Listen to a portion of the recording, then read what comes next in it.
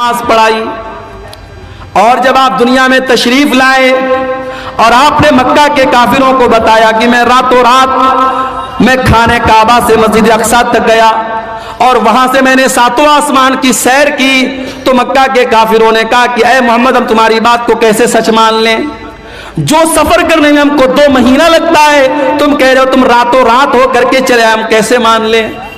تو کچھ کافروں نے اللہ کے نبی کا امتحان لینے کے لیے کہا کہ اے محمد یہ بتاؤ کہ تم بیت المقدس گئے تھے؟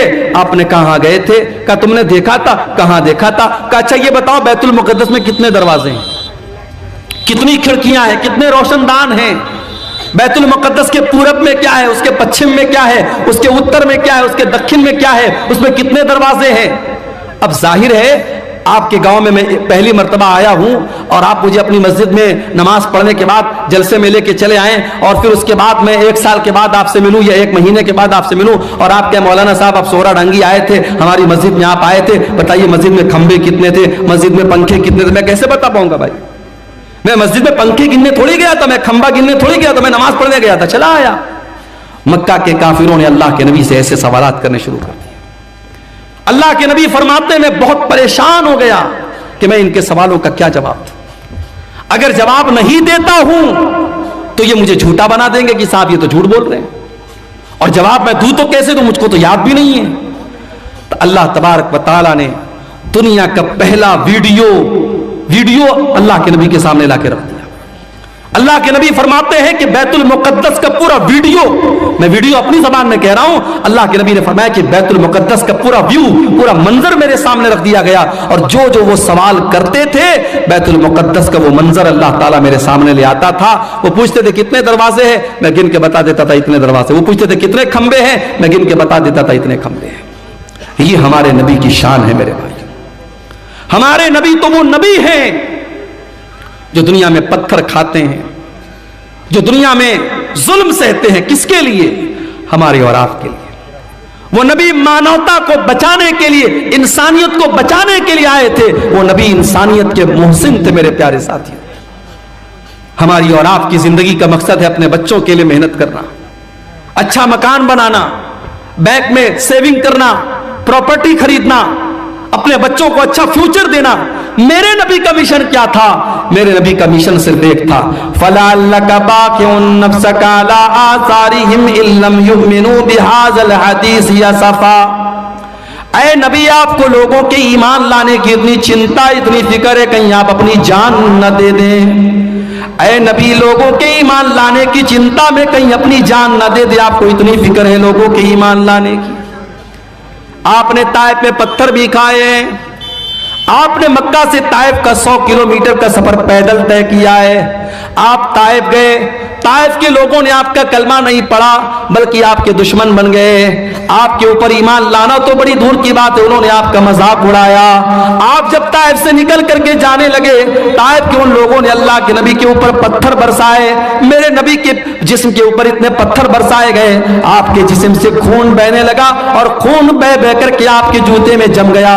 میرے پیارے بھائیوں، اس نبی نے پتھر بھی کھائے ہیں تو ہمارے اور آپ کے لیے کھائے ہیں۔ وہ نبی ہمارے اور آپ کے لیے محسن بن کر کے آئے تھے۔ اسی لیے اللہ تعالیٰ قرآن کریم میں کہتا ہے وَمَا أَرْسَلْنَاكَ إِلَّا رَحْمَةً لِّلْعَالَمِينَ۔ او لوگو ہم نے تم کو وہ نبی دیا ہے جو ساری کائنات کے لیے رحمت بن کر کے آئے تھے، رحمت بن کر کے آئے تھے۔ اور یہ مت سمجھو کہ نبی صرف انسانوں کے لیے رحمت بن کر کے آئے تھے، نبی تو جانوروں کے لیے بھی رحمت بن کر کے آئے تھے۔ ابھی کھیریا ہاٹ سے ہم گزرے، ہمارے بھائی نے کہا مولانا صاحب یا مویشیوں کی مارکیٹ لگتی ہے اور جو جانور کو جو بیچنے والے ہوتے بڑا ظلم کرتے ہیں جانوروں کے ساتھ۔ واللہ جب ہم یہ سنتے ہیں تو تکلیف ہوتی ہے۔ ہمارے نبی نے جانوروں کے ساتھ بھی ظلم کرنے کی تعلیم نہیں دی ہے۔ ارے جس نبی کے امتی جانور کے ساتھ ظلم نہیں کر سکتے، اس نبی کے امتی آتنکوادی اور دہشت گرد کیسے ہو سکتے ہیں؟ میرے نبی نے تو بکرے کو ذبح کرنے کے ٹائم بھی حکم دیا ہے کہ بکرے کو ذبح کرنے کے ٹائم چھری تیز کر لو، بکرے کے سامنے چھری مت تیز کرو تاکہ اس کو ڈبل تکلیف نہ ہو۔ جانور کو ذبح کرنا ہے، حلال کرنا ہے، اللہ نے اس کو ہمارے لیے حلال بنایا ہے، اس کا گوشت ہم کھائیں گے، مگر اس کو حلال کرنے کا، ذبح کرنے کا بھی طریقہ بتایا ہے اللہ کے نبی نے، اس میں طریقہ ایسا بتایا اس کو تکلیف نہ ہو۔ اور آج میڈیکل سائنس بھی یہ کہتی ہے کہ جو جھٹکے سے جانور کو مارتے ہیں، کبھی آپ یوٹیوب پر دیکھیے، جو جھٹکے سے جو مارا جاتا ہے اور گردن کے اوپر ایسے جو ہے جو چاپڑ ہوتا ہے اور اس سے مارتے ہیں، تو وہ جو طریقہ جانور کو مارنے کا ہوتا ہے اور جو اسلام کا طریقہ ہے گلے پر چھری چلانے کا، دونوں میں بہت فرق ہے. اور اسلامی طریقے میں جانور کی جان فوراً نکل جاتی ہے، اس کو تکلیف نہیں ہوتی. جانوروں کے ساتھ بھی اللہ کے نبی نے رحم کا برتاؤ کرنے کا حکم دیا. سفر میں آپ جا رہے، اچانک ایک جگہ سے چیونٹیوں کے پاس سے آپ گزرے، صحابہ کرام کو چیونٹی کاٹنے لگی، صحابہ کرام نے آگ لگائی اور چیونٹیوں کو جلا دیا. اللہ کے نبی کو پتا چلا، اپنے صحابہ کو ڈانٹا اور آپ نے کہا کان کھول کر کے سن لو، آگ کا عذاب آگ کا رب ہی دے سکتا ہے، آگ کا عذاب کوئی اور نہیں دے سکتا. چیونٹی کو بھی جلانے کا آپ کو ادھیکار نہیں ہے، چیونٹی کو جلا نہیں سکتے آپ. اسی سفر میں اللہ کے نبی جا رہے تھے، ایک صحابی نے ایک لال چڑیا کے بچوں کو لے لیا اور لال چڑیا جب اپنے گھونسلے میں آئی، بچوں کو نہیں دیکھا، پھڑپھڑانے لگی. اللہ کے نبی کی نظر چڑیا کے اوپر پڑی. آپ نے کہا اس کے بچے کو کس نے چھینا ہے؟ ایک صحابی نے کہا اللہ کے نبی میں نے چھینا ہے. آپ نے فرمایا جاؤ اس کے بچوں کو لوٹا دو. ایک چڑیا کو اس کے بچے سے جدا کرنے کی تعلیم محمد رسول اللہ نے نہیں دی ہے. جو ایک چڑیا کو اس کے بچوں سے دور کرنے کی تعلیم نہیں دے سکتے ہیں، وہ کسی ماں سے اس کے بچے کو دور کرنے کی تعلیم کیسے دے سکتے ہیں میرے بھائی؟ اللہ کے نبی فرماتے ہیں ایک عورت نے بلی کو پکڑا اور بلی کو باندھ دیا، قید کر دیا، نہ کھانے کو دیتی تھی نہ پینے کو دیتی تھی، یہاں تک کہ بلی مر گئی. اللہ کے نبی فرماتے وہ بڑھیا جہنم میں جائے گی. ایک بلی کو بے وجہ مارنے کی وجہ سے وہ جہنم میں جائے گی. دوسری حدیث میں اللہ کے نبی فرماتے ہیں ایک فاحشہ عورت نے، ایک بدچلن عورت نے، جب وہ کنویں سے پانی نکال رہی تھی، ایک کتا پیاس سے مر رہا تھا، اس نے اپنے چمڑے کے موزے میں پانی نکالا اور کتے کو پلا دیا. اس کے اس عمل کی وجہ سے اللہ تعالیٰ نے اس فاحشہ عورت کو بخش دیا، اس کو معاف کر دیا. یہ میرے نبی کی رحمت ہے. جانوروں کے ساتھ بھی اچھا سلوک کرنے کی آپ نے تعلیم دی ہے. اور جانور ہی نہیں، میرے نبی تو بے جان چیزوں کے لیے بھی رحمت بن کر کے آئے. وہ حدیث آپ نے سنی ہوگی، اللہ کے نبی کھجور کے تنے پر کھڑے ہو کے خطبہ دیتے تھے. ایک عورت کی نظر پڑی، اس نے دیکھا اللہ کے نبی کھجور کے تنے پر کھڑے ہو کے خطبہ دیتے ہیں. اس نے کہا اے اللہ کے نبی ہمیں اچھا نہیں لگتا ہے، آپ کھجور کے تنے پر کھڑے ہو کر کے خطبہ دیں، ہمیں اچھا نہیں لگتا ہے. اس عورت کا بیٹا بڑی کا کام کرتا تھا، اس نے کہا اے اللہ کے نبی میں اپنے بیٹے سے کہہ کر کے ایک بہترین ممبر آپ کے لیے بنوا دوں گی. پتہ یہ چلا کہ آپ کے علماء اور آپ کے رہنما اگر تکلیف میں اور مصیبت میں ہیں تو آپ یہ مت کہہ کے پلہ جھاڑ دیجئے کہ صاحب ہم سے کیا مطلب ہے. اگر آپ کے علماء کو ضرورت ہے آپ کی تو آپ ان کی مدد کیجئے. صحابہ کرام اپنے نبی کو اگر دیکھتے تھے کہ یہاں میرے نبی کو کسی چیز کی ضرورت ہے تو صحابہ کرام اپنے نبی کی مدد کرتے تھے. یہاں حالات کیا ہے؟ لاک ڈاؤن لگا، مسجدوں میں پڑھانے والے امام اور مدرسے میں پرائیویٹ پڑھانے والے ٹیچر 5,000 10,000 جن کی تنخواہیں تھیں، لاک ڈاؤن میں ان کی تنخواہیں بند ہو گئی. مسجد کی کمیٹی نے کہہ دیا مولوی صاحب ہمارے پاس پیسہ نہیں ہے، مدرسے والوں نے کہہ دیا ہمارے پاس بجٹ نہیں ہے. کتنے مدرسے میں پڑھانے والے مولویوں کو میں جانتا ہوں، انہوں نے قرضے لے لے کر کے لاک ڈاؤن کا ٹائم گزارا. کتنے مسجدوں کے امام کو میں جانتا ہوں، انہوں نے لوگوں کے سامنے ہاتھ پھیلا کر کے اپنا کام چلایا میرے بھائی. اور آج جب لاک ڈاؤن ختم ہو گیا اور زندگی نارمل ہو گئی، انہی مولویوں نے اور انہی اماموں نے یہ طے کر لیا کہ آج کے بعد ہم مدرسے میں نہیں پڑھائیں گے. ہم کی کوئی چھوٹی موٹی دکان کر لیں گے، کوئی چھوٹا موٹا بزنس کر لیں گے، کوئی کاروبار کر لیں گے، مگر ہم یہ غلامی کی زندگی نہیں گزاریں گے، یہ غلامی کی زندگی نہیں بسر کریں گے. میرے بھائیوں، اپنے اماموں کا اپنے علماء کا خیال رکھو. نبی کے دور میں اللہ کے نبی لکڑی کے تنے پر کھڑے ہو کے خطبہ دے رہے ہیں. عورت دیکھتی ہے، کہتی ہے اللہ کے نبی ہم سے دیکھا نہیں جاتا ہے، میرا بیٹا بڑھئی کا کام کرتا ہے، میں ممبر لا کر کے تیار کر کے آپ کو دے دوں گی. اگلا جمعہ آیا، خطبہ جمعہ کے لیے اللہ کے نبی مسجد میں آئے، دیکھا ممبر آ کے رکھا ہوا ہے اور کھجور کا تنا کونے میں پڑا ہوا ہے. اللہ کے پیارے نبی ممبر کے اوپر چڑھے، خطبہ دینے لگے. حدیث کے الفاظ ہے، بخاری کی روایت ہے، فصاحت النخلا، کھجور کے تنے سے رونے کی آواز آنے لگی، کھجور کے تنے سے رونے کی آواز آنے لگی. اللہ کے نبی منبر سے اترے اور اس کھجور کے تنے کو اپنے سینے سے لگایا. جب آپ نے سینے سے لگایا تو رونے کی آواز آنی بند ہو گئی اور سسکنے کی آواز آنے لگی۔ اللہ کے نبی نے فرمایا اگر میں اس کو سینے سے نہ لگاتا تو قیامت تک یہ روتا رہتا۔ اور اس کے بعد آپ نے فرمایا انہا کانت تبکی علی ما کانت تسمع من الذکر، چونکہ اس منبر پر کھڑے ہو کر کے میں اللہ کا ذکر کرتا تھا، میں قرآن بیان کرتا تھا، میں حدیث بیان کرتا تھا، اس لیے یہ لکڑی کا تنا رو رہا ہے۔ میرے پیارے ساتھیوں، میرے نبی اس لکڑی کے تنے کے لیے رحمت بن کر کے آئے تھے۔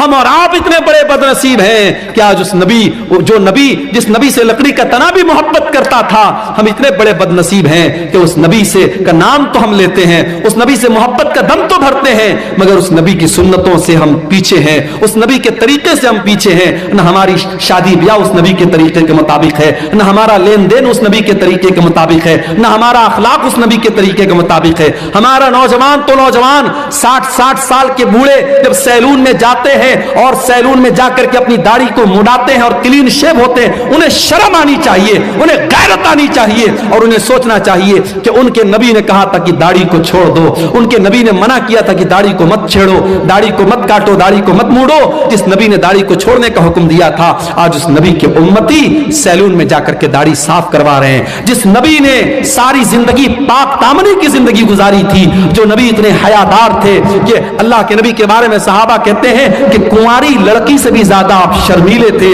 آج اس نبی کے ماننے والے اور اس نبی کا کلمہ پڑھنے والے بے شرم ہوتے چلے جا رہے ہیں، بے غیرت ہوتے چلے جا رہے ہیں۔ اس قوم کی لڑکیوں کو دیکھ لو، اس قوم کے لڑکوں کو دیکھ لو، آج بے حیا ہوتے چلے جا رہے ہیں۔ میرے پیارے ساتھیوں، اس لکڑی کے تنے کو بھی اپنے نبی سے محبت تھی، اگر ہمیں محبت ہوتی تو ہم بھی اس نبی کے طریقے پر چلتے۔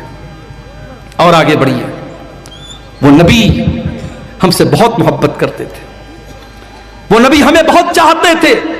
اللہ نے قرآن میں فرمایا لَقَدْ جَاءَكُمْ رَسُولٌ مِّنْ أَنفُسِكُمْ عَزِيزٌ عَلَيْهِ مَا عَنِتُّمْ حَرِيصٌ عَلَيْكُمْ بِالْمُؤْمِنِينَ رَءُوفٌ رَحِيمٌ۔ اے مسلمانوں، ہم نے تم کو وہ رسول دیا ہے جو جان سے زیادہ تم سے محبت کرتے ہیں، جو تمہیں فائدہ پہنچانے کی پوری کوشش کرتے ہیں، جو تمہیں تکلیف سے بچانا چاہتے ہیں۔ اللہ کے نبی کی سیرت میں آپ یہ واقعات دیکھ لیجیے، مسواک سے آپ کتنی محبت کرتے تھے۔ انتقال کے پہلے بھی آپ نے حضرت عائشہ کے بھائی عبد الرحمن کے ہاتھ میں مسواک دیکھی، حضرت عائشہ کو اشارہ کیا، حضرت عائشہ نے اپنے بھائی سے مسواک کو لیا، اپنے دانتوں سے نرم کیا۔ اللہ کے نبی نے اپنے آخری ٹائم بھی مسواک کیا ہے۔ مسواک سے اتنی محبت کرتے تھے اللہ کے نبی، اس کے باوجود آپ نے اپنی امت کی آسانی کے لیے کیا فرمایا؟ لولا ان اشق علی امتی لامرتهم بالسواک عند کل صلاۃ۔ اگر میں اپنی امت کے لیے پریشانی نہ سمجھتا، اگر میں اپنی امت کے لیے مصیبت نہ سمجھتا تو میں مسواک کو کمپلسری کر دیتا، ضروری کر دیتا، لیکن اگر میں مسواک کو ضروری کر دیتا میری امت پریشانی میں پڑ جاتی، اس لیے مسواک کو آپ نے ضروری قرار نہیں دیا۔ تراویح کی نماز کو دیکھو میرے بھائیوں، پہلے دن اللہ کے نبی نے تراویح پڑھائی تو تھوڑے سے صحابہ آئے، دوسرے دن آپ نے تراویح پڑھائی تو آدھی مسجد بھر گئی، تیسرے دن آپ نے تراویح کی نماز پڑھائی تو پوری مسجد بھر گئی، چوتھی رات آپ نہیں آئے، جب فجر کی نماز میں آپ آئے آپ نے فرمایا میں جان بوجھ کر کے نہیں آیا، اے میرے صحابہ اس نماز کو لے کر کے تمہارا جذبہ میں نے دیکھا، تمہارا شوق میں نے دیکھا، خشیت ان تفرض علیکم، میں ڈر گیا کہ کہیں تراویح کی نماز تمہارے لیے فرض نہ ہو جائے۔ اس نبی نے چوتھے دن تراویح کی نماز نہیں پڑھائی تاکہ تراویح کی نماز فرض نہ ہو جائے۔ میرے بھائیوں، وہ نبی ہم سے اتنی محبت کرتے تھے، ہماری آسانی چاہتے تھے۔ وہ نبی معراج کے سفر میں آپ گئے، 50 ٹائم کی نماز آپ کو ملی، آپ واپس آئے، موسیٰ علیہ السلام سے ملاقات ہوئی، موسیٰ علیہ السلام نے کہا کہ اے محمد صلی اللہ علیہ وسلم کتنا آپ کو کیا حکم ملا اللہ تعالیٰ کی طرف سے؟ کہا کہ 50 ٹائم کی نماز ملی۔ کہا کہ آپ کی امت نہیں پڑھ پائے گی، میں نے بنی اسرائیل کو آزمایا ہے، میں نے تجربہ کیا ہے، بنی اسرائیل کو میں نے بہت آزمایا ہے، آپ کی امت 50 ٹائم کی نماز نہیں پڑھ پائے گی، آپ جائیے اپنے رب سے کم کروائیے۔ اگر اللہ کے رسول کو خود پڑھنا ہوتا 50 پڑھنے میں آپ کو کوئی دقت نہیں تھی، اپنی امت کی آسانی کے لیے آپ گئے اور 50 میں 10 کم کروا کے 40 لے کے آئے۔ حضرت موسیٰ نے کہا 40 بھی نہیں پڑھ پائے گی، واپس جائیے، آپ پھر گئے، 40 میں سے 10 اور کم کروا کے آئے، 30 ہو گئی، 30 سے 20 ہو گئی، 20 سے 10 ہو گئی، 10 سے 5 ہو گئی، 5 ٹائم کی نماز بھی جب اللہ کے نبی لے کر کے آئے، حضرت موسیٰ نے کہا اے محمد صلی اللہ علیہ وسلم آپ کی امت 5 ٹائم کی نماز بھی نہیں